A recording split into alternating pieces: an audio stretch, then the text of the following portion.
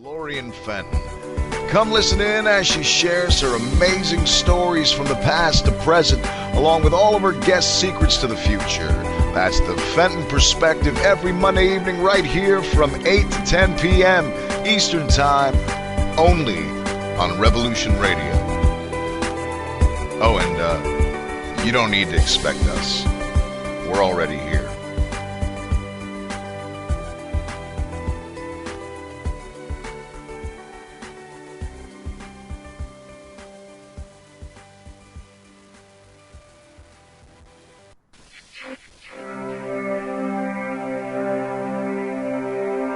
Most guys freeze. That's your cerebral cortex looking for an answer it doesn't have. See? Even your brain knows you're screwed. The body's filling with adrenaline right now, whether you know it or not. Your heart's beating fast. It's getting a little harder to breathe.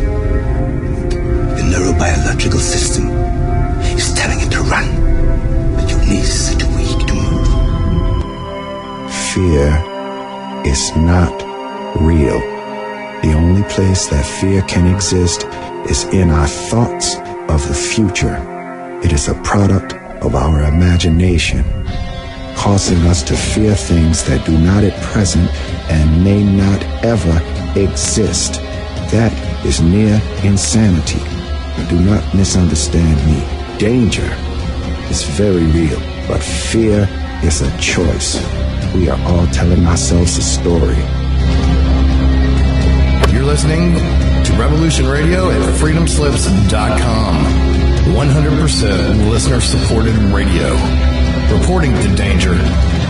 Unafraid. Right here, where information never sleeps. Revolution. Radio.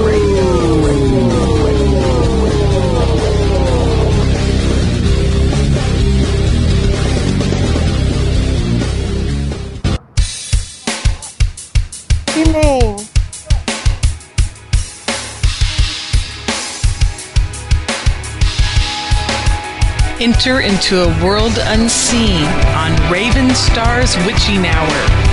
You will encounter eclectic topics from the realm of spirit brought into our matrix of truth. With your host, the Solaris Blue Raven. Solaris will bring you an array of unique guests covering topics from ghostly spirits to amazing anomalies, covert technology, UFOs, and shadowy global events. And that's right here at Revolution Radio, freedomslips.com, Saturdays midnight till 2 a.m. Eastern Time. Revolution Radio, where information never sleeps. Let the magic rise.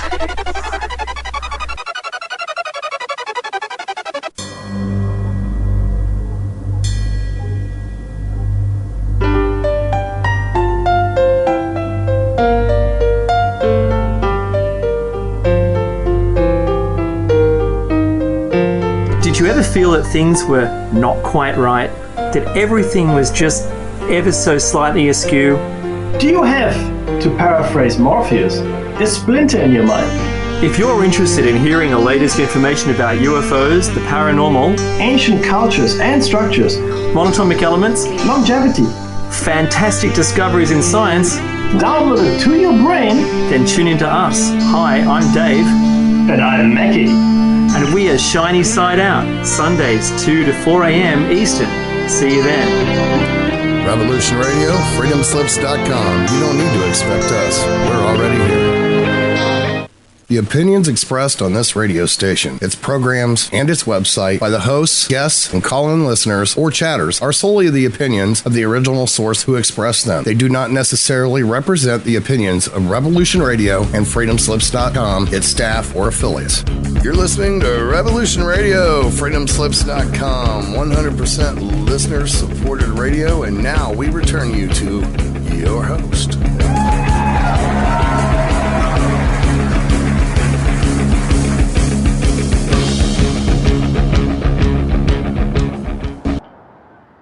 Hi, it's Christine Joanna Hart coming in live from London, going out across America.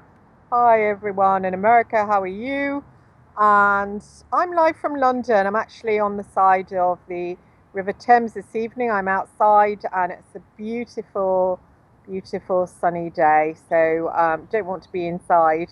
It's really lovely, and it's been sunny all day. So haven't had much of a summer hit over here in England, but hopefully it will be a bit of an Indian summer, and we will, have our sun towards the end.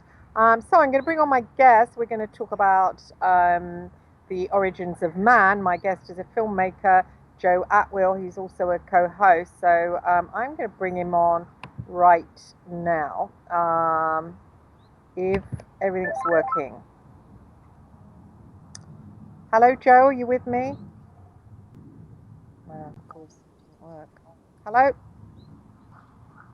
Hello, Christine. Oh, hi. Welcome to the show, Joe. Thank you for having me.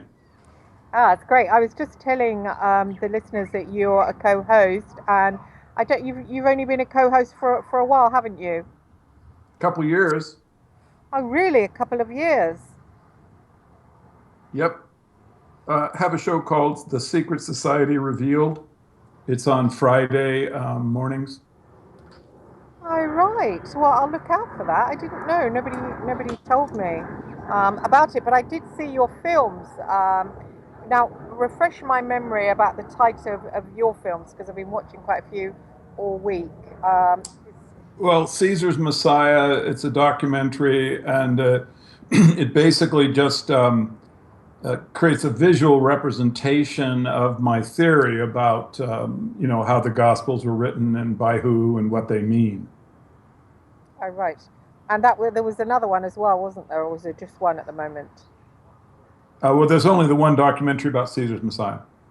Oh, excellent, excellent. So actually it's very topical because everybody at the moment is, trying to find out how we came about, and there's Robert Stanley giving his opinion and how we met Enki, and there's all about Enki and Enlil that I've been listening to YouTube movies about it all week, and it's making me quite dizzy about who is who and who's the good one, who's the bad one, and why they came here to mine gold and what's going on. And so where's your, do you have a theory on that, the origins of man, so to speak?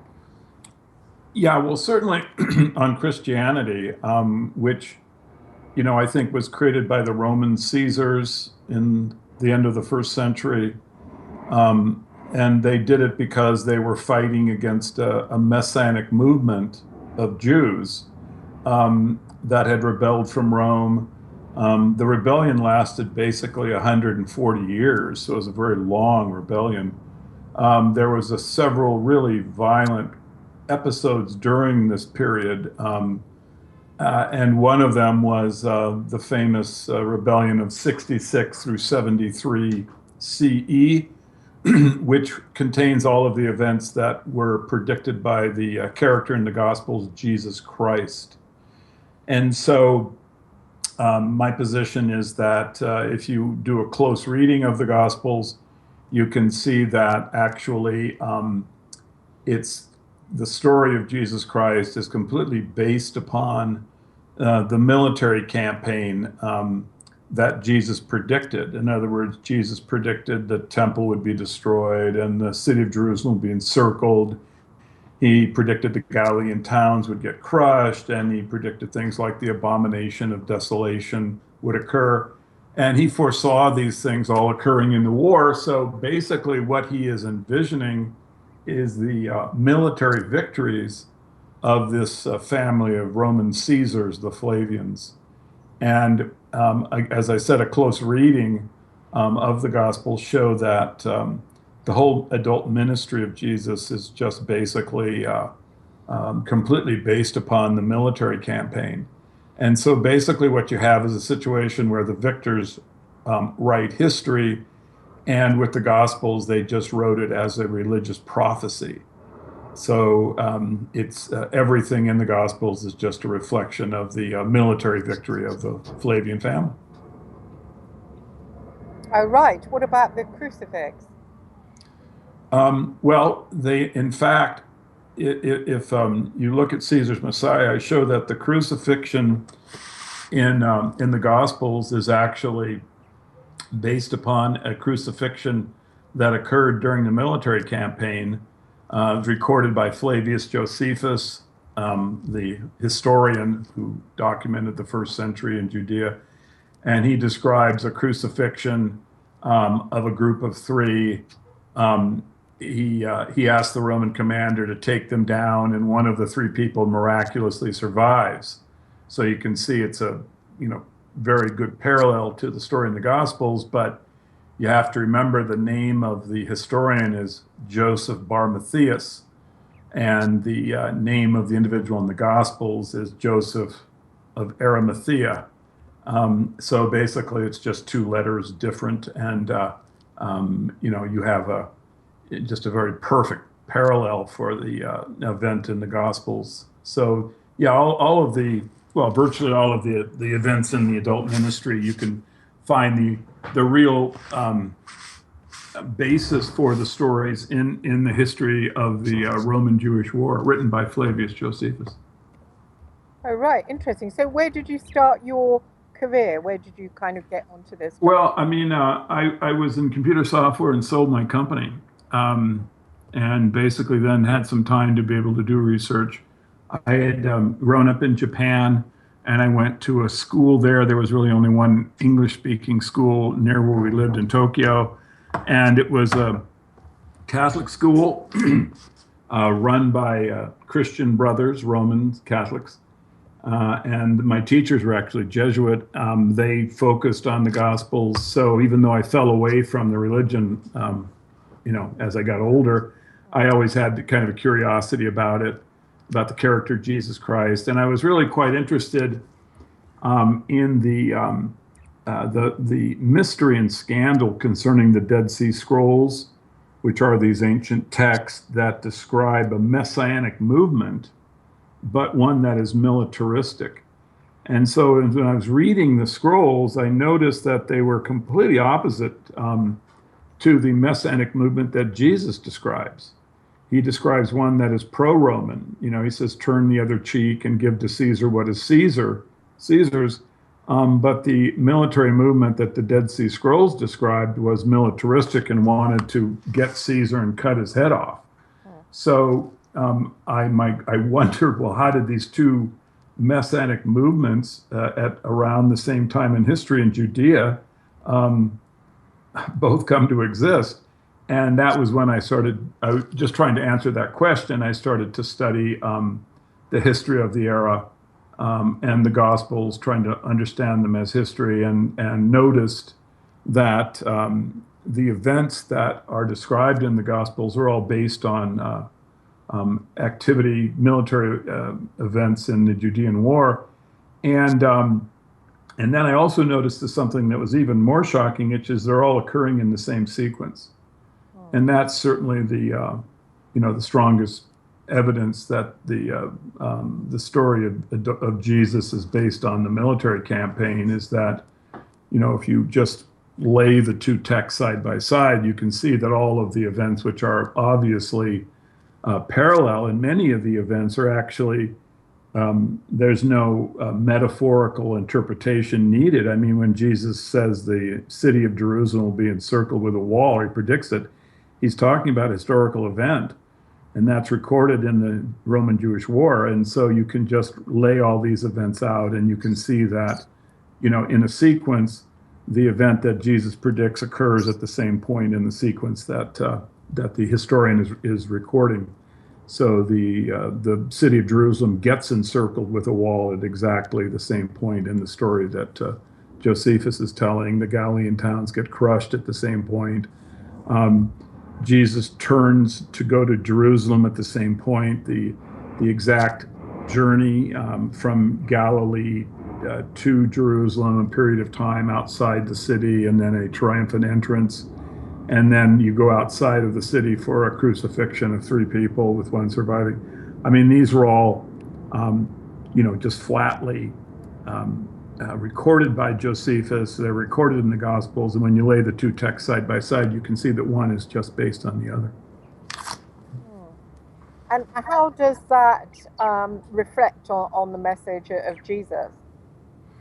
Well, unfortunately, it shows that the message of Jesus was created by Roman Caesars.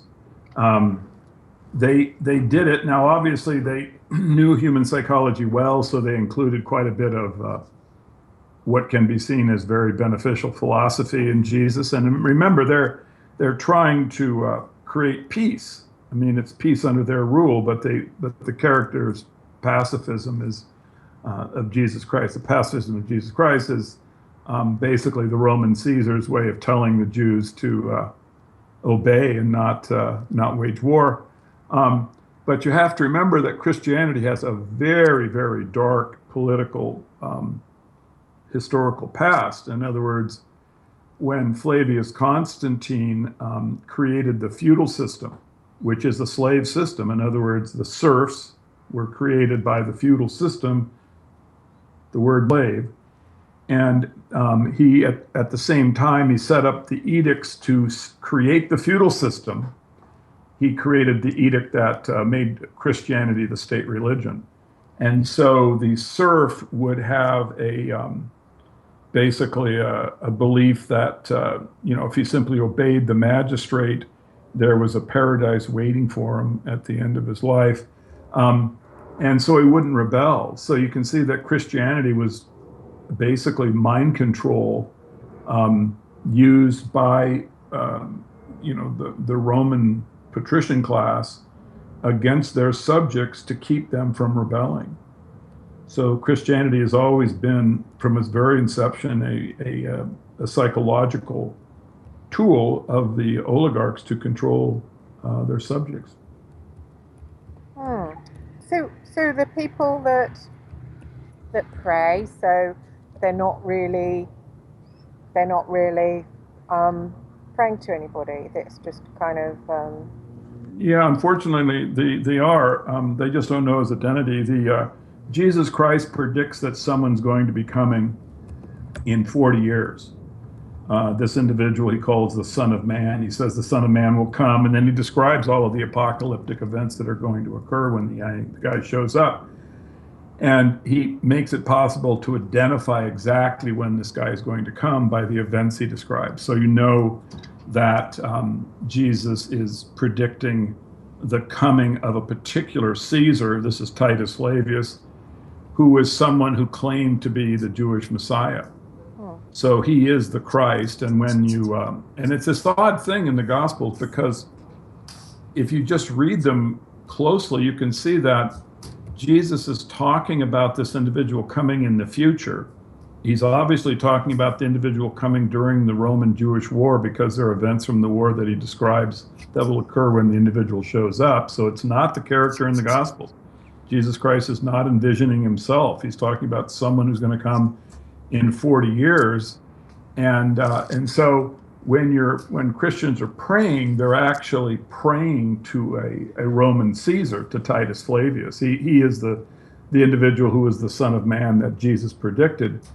And this really is not, unfortunately, very far-fetched, because you have to think of what was going on in the Roman Empire at the time Christianity began. I mean, the imperial cult was the largest bureaucracy. So basically praying to Caesar as a god was like the state industry. And so the idea that Christianity would reflect the same perspective is not something that is far-fetched, but rather it frankly is to be expected. It's weird, though, that you do have a big Christian movement where everybody's like, well, supposedly kind to each other, and all in the name of being Christians, and they have the born again movement. It's actually quite weird, and if you think about it, the Pontiff Maximus, who's the head of the Roman Catholic Church, the Pontiff Maximus is a title that belongs specifically to Caesar. So it's not a title that comes from any other religious perspective. It is the title that Caesar held. Just means the head of the Roman College of Priests. Moreover, the Vatican is on the Palatine, which is the hill that the Caesars had their palace. So when you just stand back and look at this, you can see that Caesar didn't change titles and he didn't leave his home. He just stayed where he was and claimed that he was representing Jesus Christ now and wasn't some kind of secular conqueror. And so this made him easier to obey. But the fact is that Christianity, just on its face, just on where its headquarters is, what the actual title of the leaders of the Catholic Church were, on the very first saints it recognized. The first saints that the Catholic Church recognizes, Flavia Domitilla, Priscilla, Acus, Neros, all of these individuals were from the household, are members of the Flavian royal family. If someone has access to Google, just type in Christian Flavian and you'll go right to the Catholic Encyclopedia, and you'll see that all of the original saints were Flavians. They were members of the Roman royal family. So, they obviously should be among the individuals considered as far as creating the religion, because they created all sorts of religions. In other words, the Flavians created cults that worshiped them as God, and other religions just all the time. It was just routine because it was a matter of statecraft. They knew they had to control the subjects with religion, and so it was just one of the things that the Caesars knew how to do and did all the time. What about the Egyptian religion? They crushed that out, didn't they? Well, yeah, I mean, it just sort of died out. But if you look at the Egyptian religion, it actually was, of course, a man claiming to be a god. I mean, this was the basic domination technique. Later on, when Alexander conquered the region, the Ptolemies took over, and they then adapted the divinity of the ancient religion. So the Ptolemies then, basically took on the trappings of Ra, and you can see, there's this whole period of Ptolemaic religion where you have kind of a recreation of the ancient religion, but it's being run now by the descendants of Alexander's generals. And what's it called? Telemos, did you say? How do you spell that? I've never heard. Ptolemy. Ptolemy. How do Yeah, when Alexander, when he came to the end of his life, his kingdom was divided between two sets of generals, the Ptolemy and the Seleucids. The Seleucids took the area around Judea, and the Ptolemies were southern. They had the Egyptian zone, and then up north with Seleucid, the Seleucids, they then basically tried to represent themselves as God to the Jews who lived in the area. In fact, when the Maccabees came, this was who they deposed, was this group that had been descended from Alexander's generals, and this group was claiming to be God on earth. So, the idea that Caesar would want to be, God on earth to the Jews is, as I said, it's just routine. If you just stand back and look at history, this was a normal approach that the oligarch would take toward his subjects. They would adopt the gods of the region and then try to represent that they had some special connection, or in fact were the god of the region. Another kind of a comical example was Vespasian, who was the father and founder of the Flavian family. His son was Titus Flavius, who is the individual Jesus Christ is talking about. But he became Caesar. Sorry, which individual is Jesus talking about? You're calling he's Flavian? Talking about the Son of Man who comes to Jerusalem. Yeah, but the Son of Man, Jesus always uses a title for himself, and there's nowhere I disagree. Let me just explain. Well, we can go through the text. Let's go through the biblical text, and we'll see that Jesus always used that text as a reference to himself. Okay, well, hold on. Have you got your Bible in front of you? Have you? No, I don't. Because you're coming out with a lot of wild claims which dismiss basically 2,000 years of scholarship. So let's get on. Well, no problem. I wish if you were going to bring up these specific points, you'd let me know. Well, listen, we've got to start because you've said the Son of Man. You're going to choose, I'm happy. No, believe me, we'll get into it, brother. Don't you worry. Yeah, just because that I mean, it it's would be- it it's would just be conspiracy, normal. mate. It's not based in reality. Because, or all like, that stuff. I It sounds actually, good. hold on. It sounds good to people who don't know what they're talking about. So This is another. Okay. Well, let's just look at the text. Hold on one second here, and then we'll. All right. So, I mean, are you actually claiming that Jesus didn't exist and that was all made up as well? Yeah. yes, exactly. So the whole Roman records. Hello? Hello. Stop calling me brother, mate. You're not my brother. Paul. I'm sorry. It is a term of affection where I live. I won't use it again, but I meant nothing ill by it, sir. Right. Well, it's patronizing, so. No, it's just a term of affection. Hey, dude. I mean, I also use dude, but I mean, it's really not. I'm not trying to get in under your skin. Okay, so you look at. We can go through the passages, but now. Let's go through the biblical passages. Yeah. Okay, so Jesus says that the Son of Man comes when the temple will be destroyed, right? Which passage are you talking about? He said that in several of the Gospels. He talked he about says Mark 13. How about Luke let's go to Matthew 24. Yeah, Matthew 24 is one of them. Okay. Yeah. So he says that I tell you the truth, not one stone here will be left on the top of another. Everyone will be thrown down. Yeah. Which Okay. happened, as you know. That's right. And at that time, the Son of Man will appear in the sky. Okay. So Right. you're in So Matthew he's talking. 24. Now he also says that you'll see the abomination of desolation.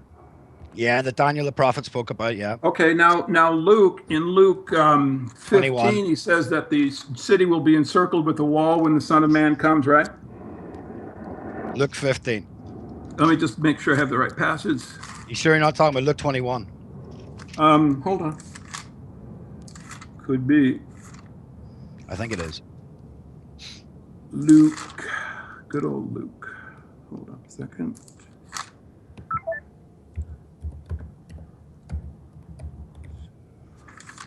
Luke 21, verse 20. You will see Jerusalem surrounded by armies, and you will know that desolation has come near. So now this is when the Son of Man will come. Now this is the Roman Jewish war, right? Yeah, Jesus predicted the destruction But of that's Jerusalem. when the Son of Man is going to come, right?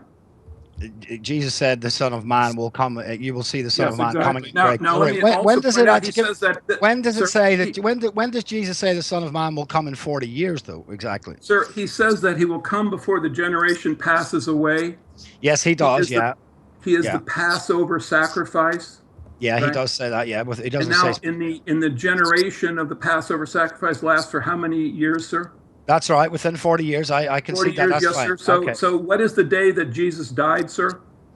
Jesus died. Well, we were talking about 33. Yeah, about 33. Yes, sir. Okay, that's Now, fine. when I was agree the with date- you. when That's was the fine. date- Excuse me. I'm just going. When was the date of the end of the Roman Jewish War? I'm not exactly sure. It was about It was AD Passover 73, sir. It was 40 72, years to the day. 73. Yeah, something like Yes, that. sir. Yeah. Okay. So now we know that Jesus is absolutely flatly stating that it is going to that the Son of Man is going to come when the city is encircled, when the temple is raised, and it will occur within 40 years, right? This is the Roman but you need Jewish to war. understand. Now, let me just if you're not going to let me speak, if you're not going to let me Okay, speak, I'm sorry. I just wanted to clarify these points. Look, I didn't know. I'm sorry. I didn't mean to be long-winded. I didn't know you were going to come on and contest these points. If I had known, we could have had a structure in place where I would have been, very happy to let you have time. I could have spoken. You could have spoken. I'm just trying to be descriptive of my position because you were stating it. So go ahead and let's hear what you have to say. Christine, literally, she asked me 5 minutes to go to come on, so I'm not exactly prepared either. Now, let's look at what Jesus actually means by, and let's look at what the scriptures actually mean when it says coming. We have several passages where Jesus uses the words coming, and in the Old Testament talks about coming. It talks about coming in judgment. So Jesus was predicting the destruction of Jerusalem as a judgment on the unbelieving Jews for rejecting Jesus Christ and for killing him. So he's talking about coming in judgment. That is the consistent. That's the consistent meaning of when you're talking about coming. Yeah, but I mean that's the position of the Roman Flavians. They're the ones who are basically being represented by Jesus. He's saying that the Jews that rebelled were wicked. They were simply rebelling because Rome was occupying them and they wanted them the hell out of there. But Jesus, who's supposed to be a Jew, is saying that the Jews are wicked for rebelling against Rome. No, Jesus is saying the Jews are wicked for rebelling against God. Well, same thing, brother. It's not the same thing, man. And you listen. This is the problem with your whole premise. They saw themselves. This is God. wild conspiracy, my friend. That suddenly that when the whole Old Testament and the whole New Testament, Jesus is suddenly talking about the Roman Empire, the Roman authorities. That's just not true, and you will not find any scholar to affirm that. And also, wait, back up. Are you saying that no scholar will affirm that Vespasian was a god? No scholar is going to affirm that Jesus Christ is talking about the. You don't know who he's talking about. We have the text. We don't know the author. I'm saying that the individual who came specifically. Now listen, because this is an important point. The Flavians specifically claimed that the Jewish prophecies, which predicted a Messiah, predicted them. You see, so when you're just. I'm sorry, you're just wrong on the facts. The Flavians and all of their court historians maintain that they were the individuals that the Jewish messianic prophecies foresaw. Well, they can claim that if they want, but that's not who Jesus was talking about. How do you know that? Because we've got the whole body of text where Jesus is talking. We've got the same thing talking about God coming in judgment the whole time. We see it in Revelation when he's talking. I know he's coming in judgment, all right. Well, okay. Listen. So are we talking about? We're on two parallel universes here, my friend. No, we're just in the text. The thing is, it's very clear, and as I said, a close reading shows that Jesus is predicting events from the Roman Jewish War. You've accepted that. You understand that it isn't the character in the Gospels who came during this period, not Jesus Christ. There's no record of that. However, there is someone who claimed to be the Jewish Messiah who came and did all of these exact things. So what I'm saying is that my interpretation of the text is coherent and yours is not. No, my interpretation of the text is actually consistent with the text. Actually, all the text. Actually, hey guys, really, all the text of the Bible is a complete and total fiction based on Sumerian, myth. It's based on all kinds of stuff. But yeah, it's all kinds of stuff. You look at the Torah and the first bunch of books of the Bible. They aren't real. They are literally, Genesis itself is two completely different things that make no sense that come out of Samaria from the history of Gilgamesh. Okay, the fact that you start the Bible, the fact that you start the Bible, I'll just keep making noise until I can finish my point, dude. Go ahead.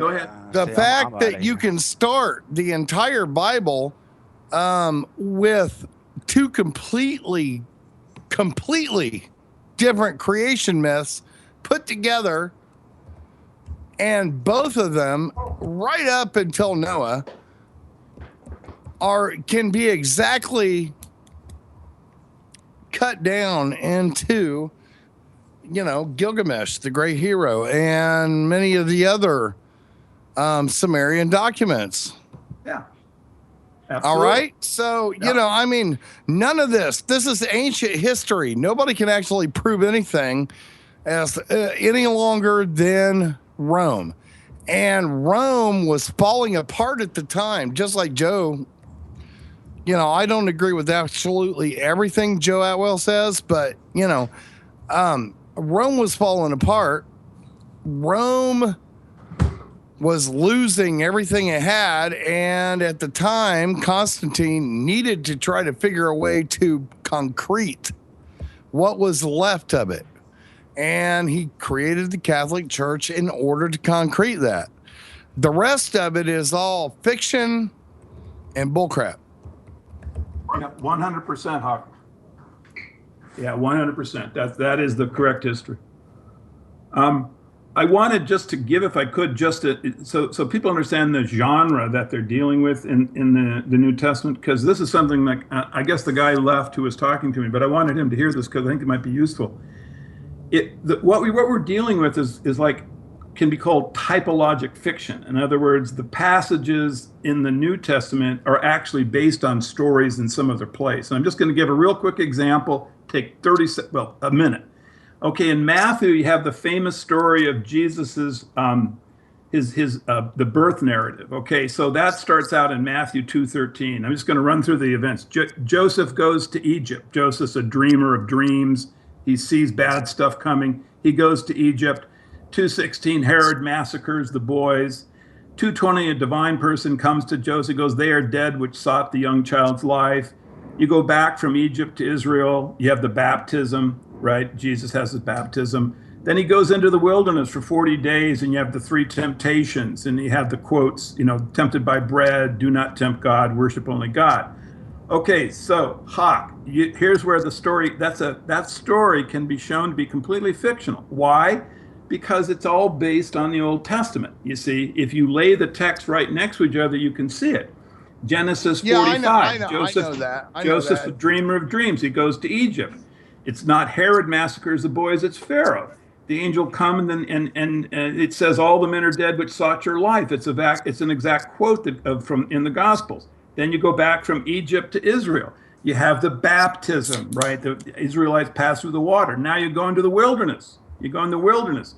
Then you have the tempted by bread, do not tempt God, worship only God.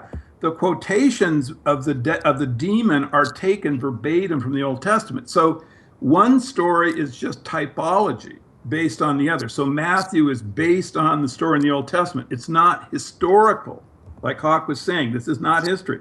These are stories that come from someplace else. Well, much of it seems like a parody, but this is Christine's show, not mine. I just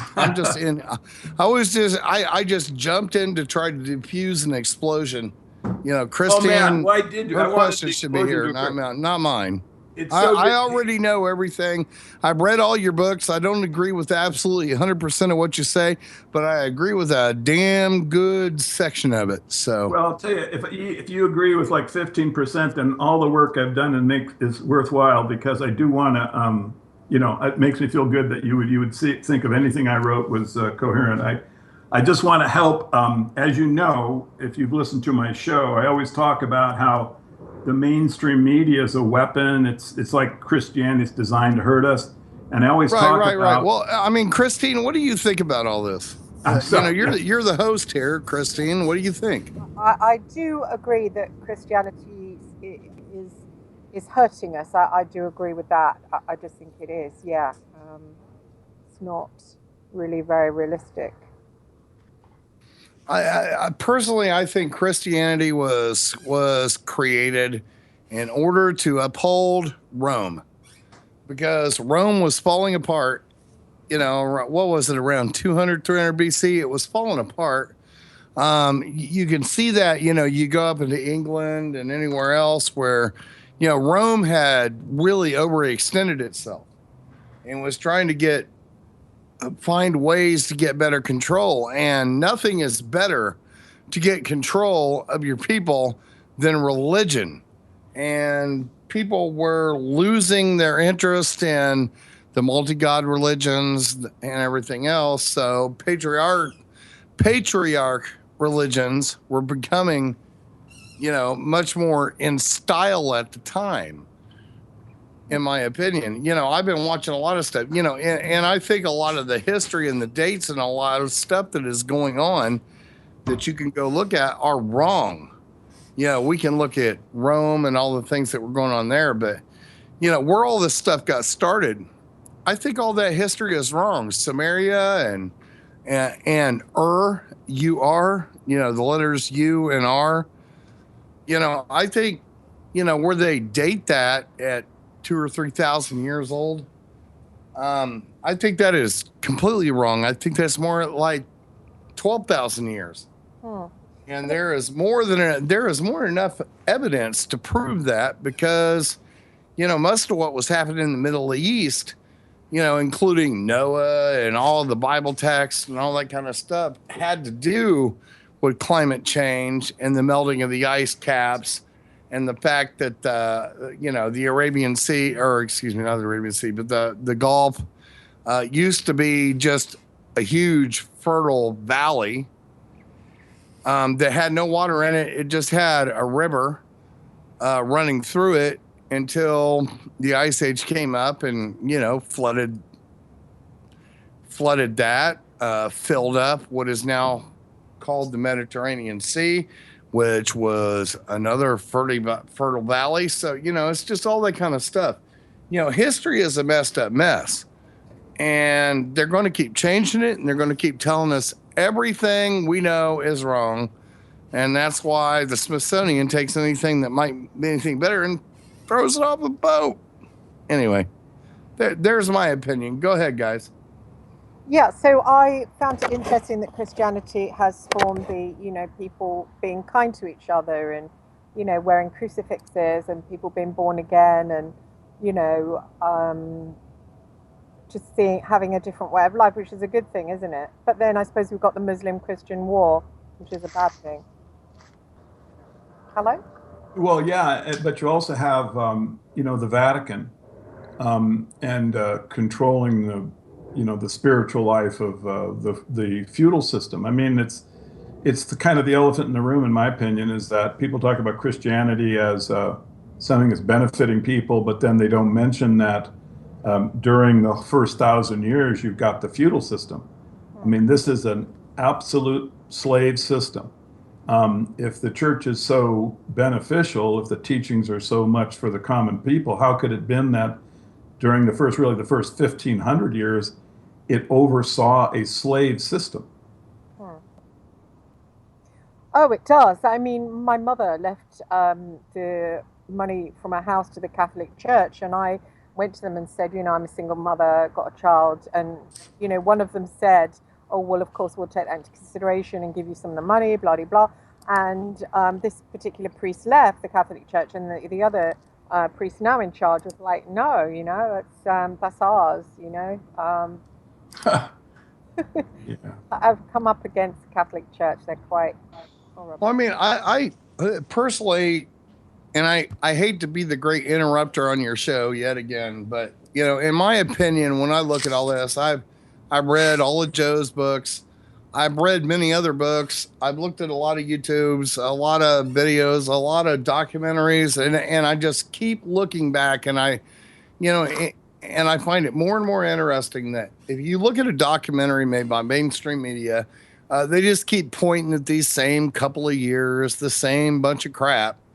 And then if you go look at people that are doing documentaries that are not controlled by the mainstream media, you keep finding an entirely different history. And, like they keep saying, the person that controls the history and your concept of the history is the person who controls your mind. Every time. Exactly. So and I just wanted to get back to my point about Revolution Radio and the shows that you have. It's like you look at mainstream media and then you listen to shows like the one that Christine is putting on, and it is like literally two different worlds, One is there just to create a false narrative and is propaganda, and the other is there is very sincere and is trying to understand the world. And I just hope to God, to use an expression, that people will recognize that it damages them when their mind is in the legacy media, and it liberates their mind when they listen to Revolution Radio and the host that you have. Well, I think, Joe, I think you said a word there that seems to invade everybody's mentality, is the word God. What is God? What does it even mean? If you look back really deeply into history, the word God actually translates to Gaia or earth. The God was earth. The God was what you live in. And I'm not trying to go, okay, I'm all Wiccan and stuff. But, there is no way in hell any of us, including you, could ever know, what is the actual extent of recorded history. We got a couple of thousand years of things that were written down, and then we have another couple of thousand years of stuff cracked into a rock, And if you go back to Dead Sea Scrolls, we got a couple of thousand years of stuff that was pounded into papyrus that we still haven't fully translated. And if we really want to, we go back to the beginning of all written history. We find ourselves in Mesopotamia, or the Sumerians, and before that, and we look at that history in which they came up into Iraq because that whole Gulf filled up with water, which used to be, they might call it the Garden of Eden now, and I have recently watched a documentary that wanted to call an island in, I think it's the Arabian Gulf or whatever it is, but Eden, but actually that entire area, that entire sea, had no water in it. It had a river. All those rivers that they talk about in Genesis actually come to a head, but right in the middle of that sea that became oh Lord, I hate it. I always get into this, and I got to go back to maps. What became the Black Sea? But it's like the Mediterranean Sea was not underwater. It had no water in it, actually, 11,000 years ago. And then you also have the other area. Hold on. There we go. Persian Gulf. Sorry. That was where it was, because if you go right at the tip, if you use satellite data and look at the tip right where the United Arab Emirates are, you will find that was completely closed up. They have to constantly dredge the Persian Gulf in order to get the tankers in and out of there. Most of the Persian Gulf is about 3 to 5 foot deep. You can almost walk across it. You see what I'm saying? Sure. So, it's just, you can kind of see the religious stories in our geography if you look hard. And, the different stories get moved around by the different religions, but they're all just basically sharing the same kind of foundation mythology, in my opinion. Right, exactly. Yeah, and then as far as God goes, to me, it's just like you say, it's the energy of the earth. It doesn't have a voice, as far as I can tell. At least it doesn't talk to me. But I can still appeal to it for inspiration. Didn't the Egyptians get into that? They were into kind of pantheism, weren't they? Where it was the sky was a god, and the earth was a male god, Jeb, and the sky was not. So they really not worshipping them sort of, on their knees to them. But if you read the Egyptian Book of the Dead, it's like a sort of appreciation of the earth as a god, which is what you're saying, and that was wiped out presumably by the Romans. Yeah, I think there's two great classes of religion. One is basically kind of can be called lumped under Gnosticism, which is just a sincere attempt to develop spirituality by humans, and the other is control religions, which are developed by the oligarchs that use the religious needs of humans as a system of control. So when you look at religions that are trying to help individuals create their own path, develop their own understanding, usually this is, sincere. When you look at religions that have a intense bureaucracy and control systems, Catholic Church, Judaism, stuff like that, these religions are fake. They come from the oligarchs, and they're just to dominate. So what do you think of the character Moses? Because I was watching something the other day that said that he didn't actually exist either. They couldn't find which pharaoh he was supposedly having a relationship with. Like, it was supposed to be Ramesses, but there was nothing written in Ramesses' record to say that there was someone called Moses who led the slaves out of Egypt. Yeah, I think it's buried too deep in time and not enough data points to really get a clear grip on the character. That's one big advantage that the Torah has over the New Testament is that it's so far back in time. It's hard to really create any detailed criticism of it based on history or anything. Well, and what is the oldest actual Torah text that we have?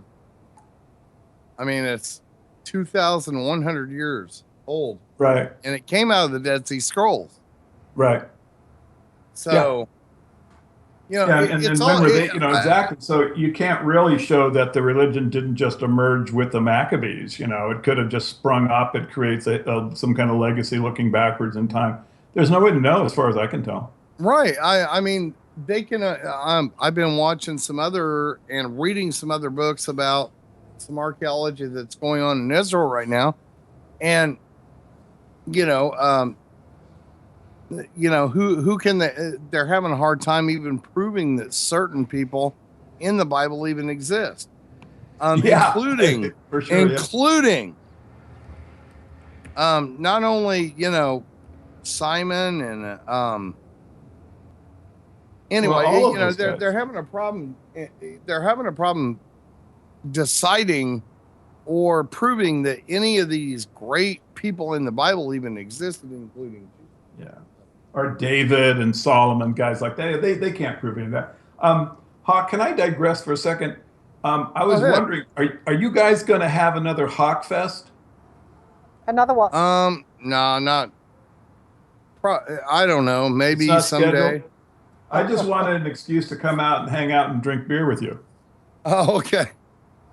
We may at some time. It is really expensive, and usually I use whatever extra money I make from the station to put that on. But we are not making any extra money at all. Yeah, have not for a year. Yeah. Okay. Well, anyway, just keep me in mind if it happens again. All right. It's fun. But you just look at the problem I always find is you look at the biblical history and then you match it up with geographic history and topographic history as to where the oceans were at what time and when, and you see very clearly that if you want to take the time to roll back in time, the Persian Gulf, which was when if you look at the rivers that are running into it and the rivers that are running into the side, that is when it did not have any water in it. And then you go out the Straits of Gibraltar and look at just how deep where it is now and how deep it could have possibly been, because it was a rock wall. But when water starts moving, it starts cutting. Water cuts. And most of the Mediterranean was probably above land. They have, the guy that went out and found and did all the work on, what was it, Titanic? Yeah, Titanic. That guy. Cameron, yeah. Yeah. He went out and did a lot of mapping out in the Mediterranean Sea and found very clear rivers. Rivers, and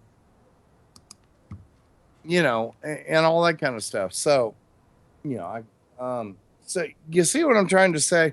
He went out there and mapped that and found that at some time in the past, around 12,000 years ago, the entire Mediterranean, other than rivers and a few major lakes, was above water before the end of the Ice Age. So the end of the Ice Age was, I think the end of the Ice Age was the big progenitor of most of everything that happened. It made people have to get up and move, make arcs, build boats, whatever, if they knew about it, and it was so. Yeah, I agree. It's the Ice Age is what kind of is the foundation, and all of the catastrophic changes that must have occurred culturally during the Ice Age. That's the foundation of the great mythologies, my opinion.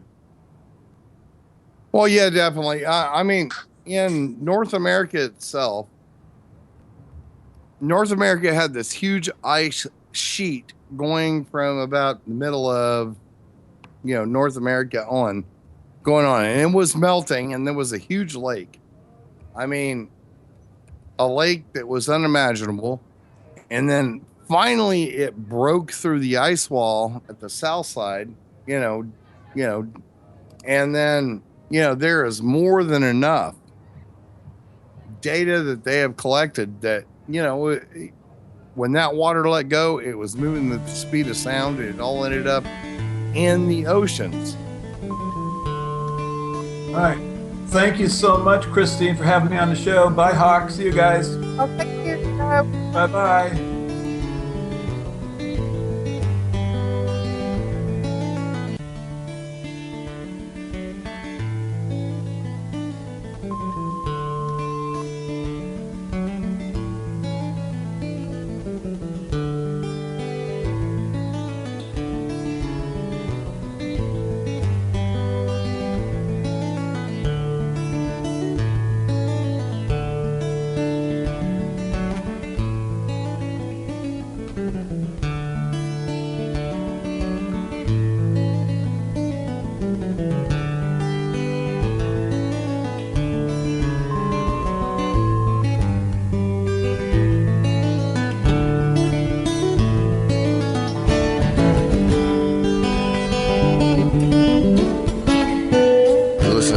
Radio at freedomslips.com, and we'll be right back after this message.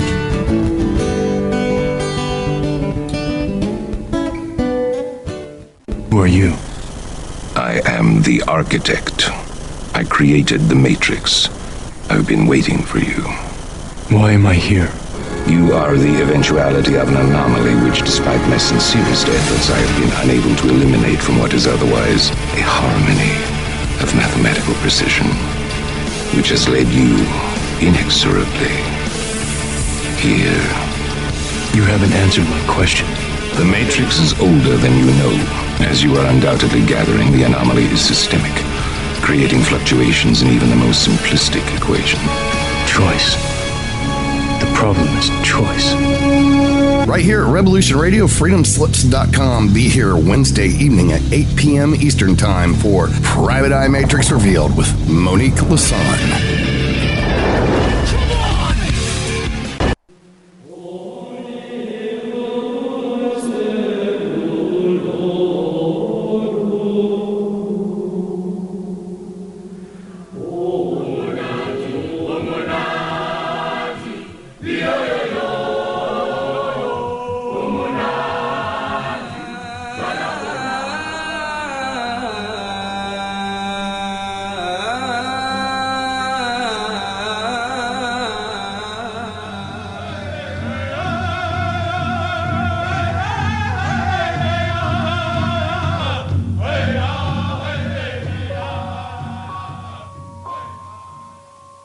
Join Revolution Radio every Wednesday, 8 p.m.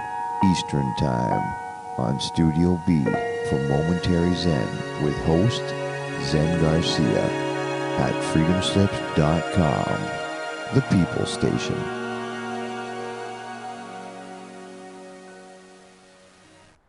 The opinions expressed on this radio station, its programs, and its website by the hosts, guests, and call-in listeners or chatters are solely the opinions of the original source who expressed them. They do not necessarily represent the opinions of Revolution Radio and freedomslips.com, its staff, or affiliates. You're listening to Revolution Radio, freedomslips.com, 100% listener-supported radio, and now we return you to your host.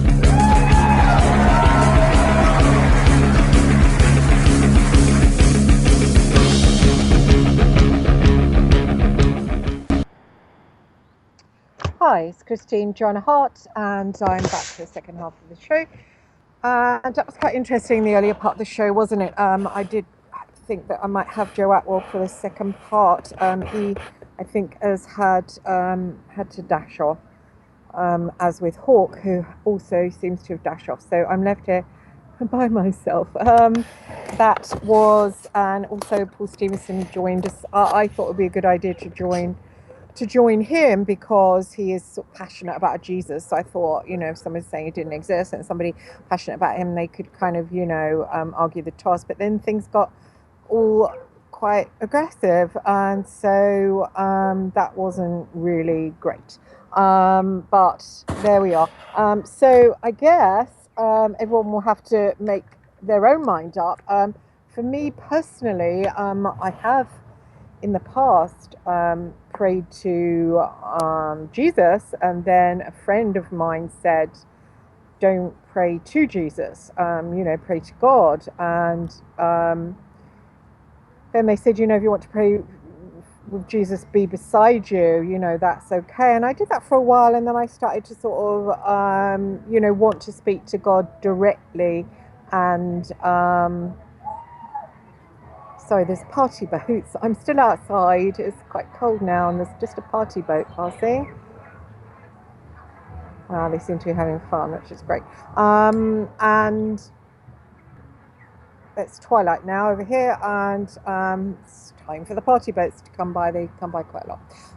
So I wanted to find God, and my parents are Catholic, and I never really found God in the Bible. People say it moves them, it speaks to them, and although I felt that I loved Jesus, I didn't really feel moved by the Bible. I would read it in hope to, people say, you have to feel God, just read the Bible. And I tried and tried and tried so much because I had such a passionate search for God, and I really, no, it just wasn't getting to me. And I got all these translations and all these books like The Message, books like Unlocking the Bible. I spent a great deal of money on trying to just feel some connection to God through the Bible, but I didn't.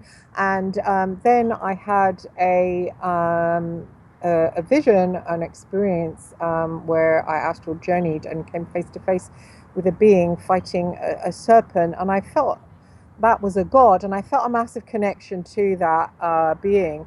And it communicated to me, or that the resonation inside me was the word Odin. And I never even heard of that before, so I went in search of Odin, and I felt a kind of connection, but I didn't feel connection to the Odinists or the Norse mythology at all. I read it and I thought it seemed, I just didn't connect with it, and I didn't find God there. And then somebody said to me, it was actually an Odinist, said that perhaps it was just through my bloodline, the way my bloodline interpreted seeing that vision of God. And I think that's true, that I have I'm blue-eyed, blonde hair, so I probably got that Germanic thing, I would say, going on. So that's probably my blood, experiencing through my blood, and it wasn't actually Odin, like in brackets. And it was only recently that I had just a draw to the ancient Egyptian religion, if you can call it religion, and I had an experience similar to Nancy Pole, who was on last week's show, and I went to the British Museum and just felt a resonation of experiencing that ancient Egypt. So I went and bought a book by Normandy Ellis, who's going to be my guest hopefully next week. And I bought the book, and it is called Awakening Osiris, the Egyptian Book of the Dead. Now, I'd never read the Egyptian Book of the Dead before because it sounds kind of horrible, Book of the Dead. And also, I think some people had said it's that's how they do spells and, mind control. And I thought, well, it must be a really dark, horrible book. But I bought this book just to see what it was all about, and I read it, and for the first time, actually, Book of the Dead is something that's been stuck on it as a label. It's really the Egyptian Book of Coming Forth. That's its real title, and it's a series of different books, a bit like the Bible. and it was a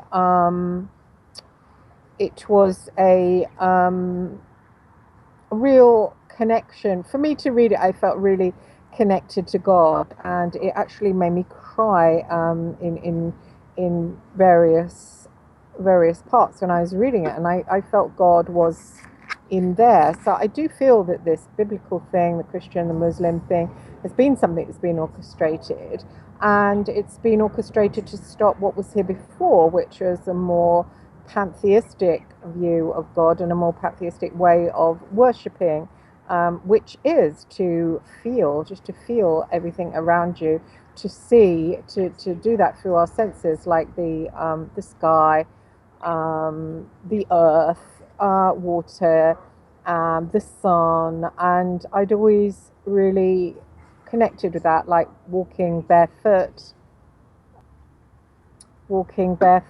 and feeling the wind on my cheek, and I always felt connection with the Father through that. So the Egyptians also worshipped in that way, whereas literally they made it so everything, like the sky is the belly of a god, and the earth is a god, and the grass is the hair, and it's really so beautiful.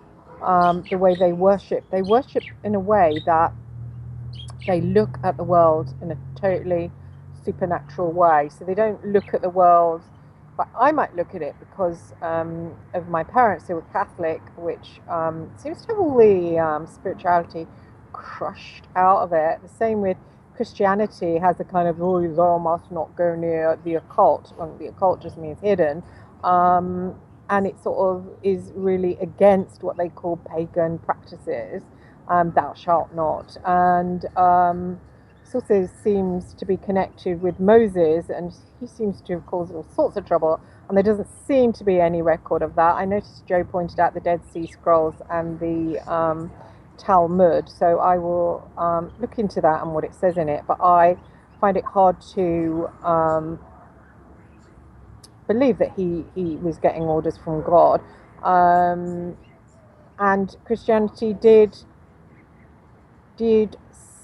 stamp out that way of seeing. So I was brought up by Christians, and everything, it was like almost like everything magical in the world was stamped out for me. Like even reading a magical book, the book was taken off me, and everything became very two-dimensional and cardboard, and didn't have a real taste to it. And I think this is what forms the underbelly of addiction, when you don't see anything good in the world, it's flat, and you look around you and it's flat. So that was my experience, and I decided I didn't like life because it was just flat, the skies and the sky and clouds, and everything was like squashed. So I searched for God, having a deep hunger in me, and I looked everywhere, and even to the point of going to meet serial killers because they were supposedly supernatural evil. So it's like, oh, well, there's a little thread there of at least something supernatural. They're saying it was Satan. So I went to look there. Satan was allowed to be spiritual. And of course, they are, just like assholes, really, serial killers. They're not even worth the damn time of day, and that's for sure. Even, the ones that are possessed, they're not interesting men at all. And so that was a waste of many years. And I just searched and searched for that spirituality, and, I came back kind of in a circle, and, somebody said, oh, the Bible. So I thought, oh, and I was like really trying to read the New Testament, like eating liver, like chewing on liver, and I was really not really seeing any spiritualness in it at all. Then there's a thing about banging on about marriage, marriage this, marriage that. We don't all fall in love, and a lot of married people seem to think that, oh, everybody just bounces into somebody they fall madly in love with, and there's single people out there that actually probably are more honest, that they haven't just grab the nearest person or grab somebody because they were earning well, and they've stayed single. And it's almost like there's a lot of single bashing in Christianity as well. Like, want to be a good Christian person, have your wife and your husband. Well, what if you haven't fallen in love? Then what? Are you allowed to stay on your own? I mean, you know. So it's like, I found that really weird, and it just doesn't really speak to me at all. And so I was in a bit of a position of not feeling great about everything. And I read the Book of the Dead, the interpretation by Norman D. Ellis, and I really did find God on the pages. It is the I'm going to read some of it now. I'm going to have to ask her permission later. But it's made up of different books, and I'll just read a bit here from the introduction of what she says. Osiris, the god of the dead, is a green god, an image of the seed, waiting in the dark to burst forth into renewal. His symbol was the growing corn. His death and rebirth illuminated the path from darkness to light, from unconsciousness to enlightenment. In that light, I call this book Awakening Osiris, for I thought of it as a call to consciousness and spiritual awakening. We are all Osirises. The Book of the Dead is a misnomer applied by historians to a text which the ancient Egyptians referred to as the Book of Coming Forth by Day. I much prefer the Egyptian titles. It seems best to represent what the book implies. No definitive version of the Book of the Dead exists.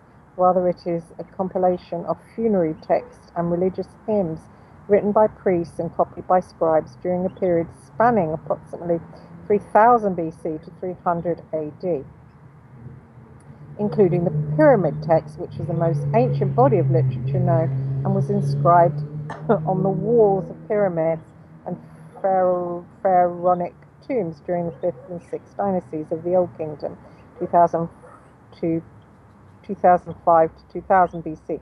They were supplications to the gods that a man might achieve unity with the deities in heaven. And there's also the Book of Gates and the Book of Transformations, the Litany of the Sun, and various other hymns to the gods. And it's really, really absolutely beautiful, because just some of it is absolutely, even the different titles. So you go through this book and it's got the concordance where it lists the different titles.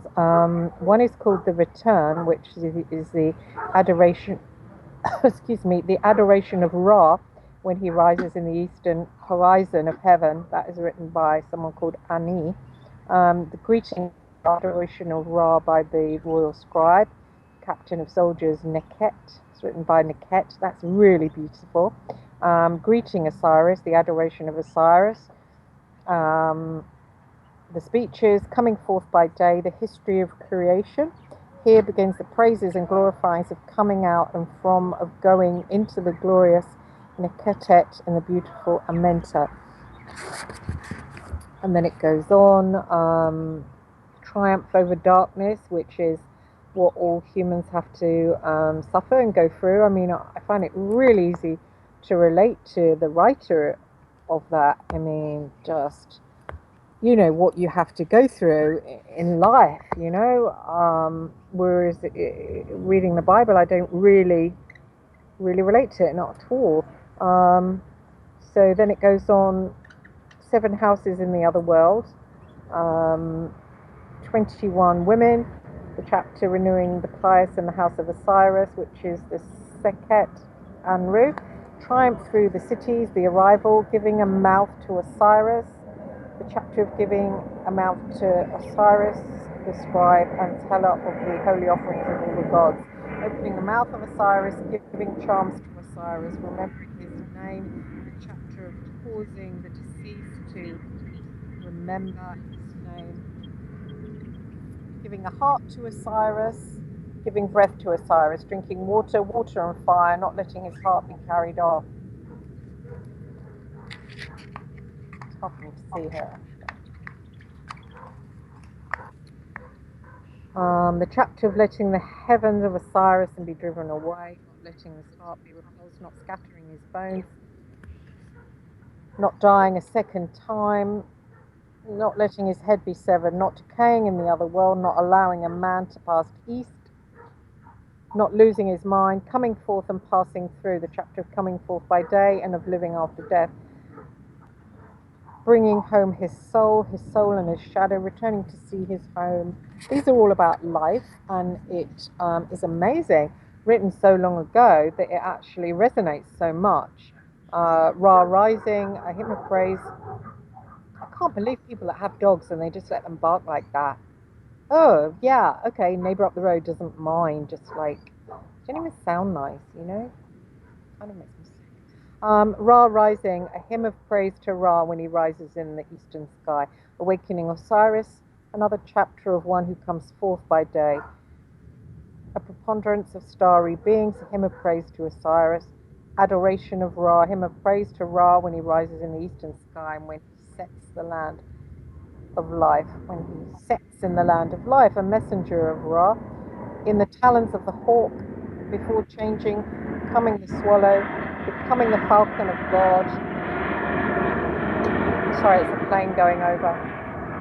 Becoming the hawk divine, becoming one of the ancients, becoming the craftsman, becoming the lotus, becoming the snake, becoming the crocodile, becoming the heron, becoming the phoenix, becoming a light in the darkness. The chapter of changing into the God who gives light in the darkness.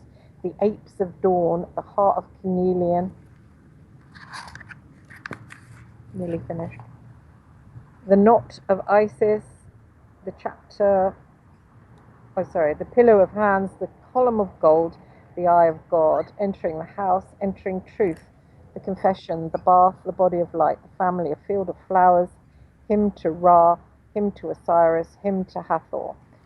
So then you go on and you read these different books, and they are absolutely